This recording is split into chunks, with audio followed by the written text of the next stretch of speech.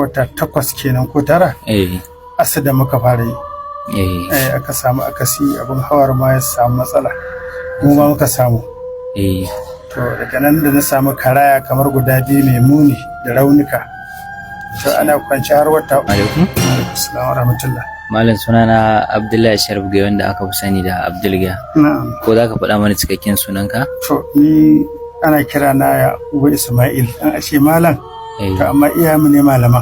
Gaskiya ne. Ni almajiri ne. Gaskiya ne. Ya Uba Ismail da haka ake min ke da shi.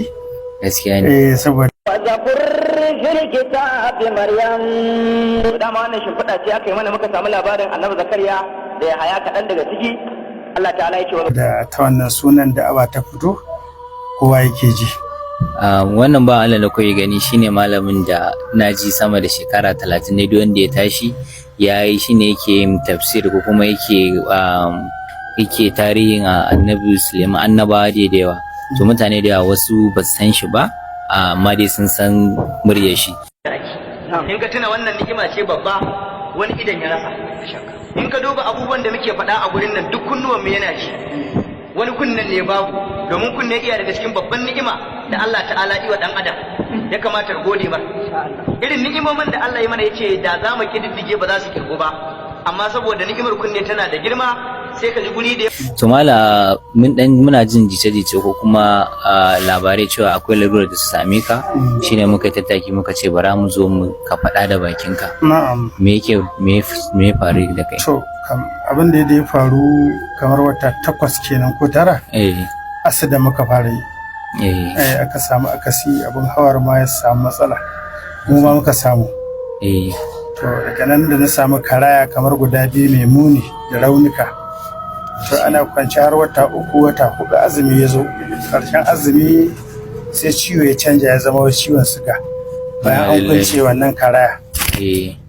to hannun ma ya kusa daina aiki dan kala gidan biyu inji masu karatu ko wato da Allah ya musu wannan kyauta haka ake bukata mu rika godewa Allah da'iman yace da in shakartum la azidannakum yanzu wannan zuwan shari'a ya kamata mu zama su godewa Allah da'iman dan adam ya zama mai godiyar Allah sai Allah ya kara mar yarwa dan mafi yawa ya motsi to na alaƙalla na kai biyun haka sai wannan canja halitta ta zabni to haka za a ce har yanzu to karshe dai an ba ni yawan zuwa asibitin Nasara da muke zuwa mahaɗin likitoci suna da kirki sun kula ni kwarai da gaske to suka ba da umarni ga ciwon da yake haddasa abubuwan da nake ji sun fi 10 kuma a yanzu haka suka ce to wani babban likita sun ce kwanzansa ne ya zo bayan an yi hoto ya ga hoton ya ce to ciki na yake ganin larura a nan ya ganta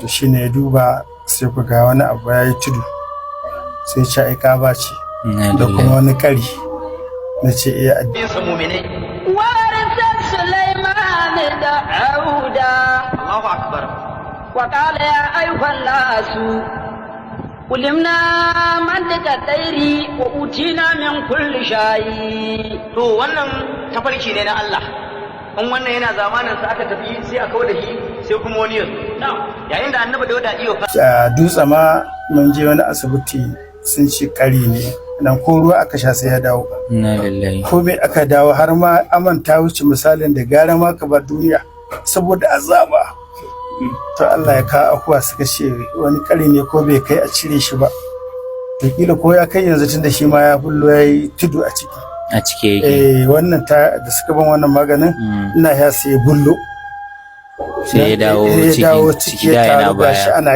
kamar ka rike shaka in yi ko zan yi tarihi ga bul da ya fito haka da shi ɗayan baya wannan sai dai wannan to yanzu kusan shine dai ƙarshe wanda ana buƙatar aiki gaskiya ne wanda abubuwa kuma na taimakon rayuwa wanda yake kwance dan ko yanzu matarka a shari'a tana jini ba za ta yi sallah ba ko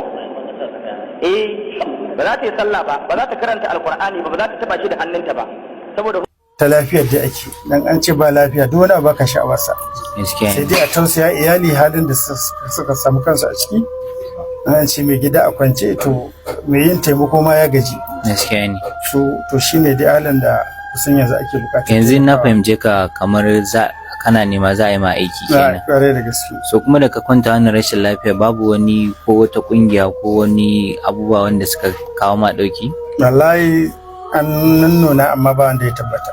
Ba wanda ya taba wata kawo ma kungiya a Jigawa, jihar Jigawa ta bayani abu bai yiwu ba. Wasu ma a nan Kano bai yiwu ba. Wasu su ma a kanan ne nan Depot, saboda sun san ina zuwa kusan da duk sati mun a zauna a gabatar da abin da ya kamata. Suka yi yunkurin su ma duk abin da ya gagara, ka san yin abu dan Allah. Haka yake. Wahala ce da shi a yanzu. Wannan shine ke fatan wannan hanyar ta ku Allah ya sa tabbata. So jama'a musulmi, a malamin nan dai duk wanda ya sani, duk wanda aka ce malam magada annaba ne. So kuma idan har ba a taimakawa addini, so ba amfanin abubuwan da suke. To muna neman alfarmar jama'a da duk wanda zai iya taimakawa, duk wanda yake neman cewa wanda zai iya taimaka ya tuntubi a Aminu J Town ko ta account din shi ko number wayan shi. In Allah da tare muka zo da shi nan wurin, kuma shi ma ya interview da shi. Insha Allah malam, in Allah ya da wannan abun naka ya zo karshe da izinin ubangiji, alfarman annabi Muhammad sallallahu alaihi wasallam.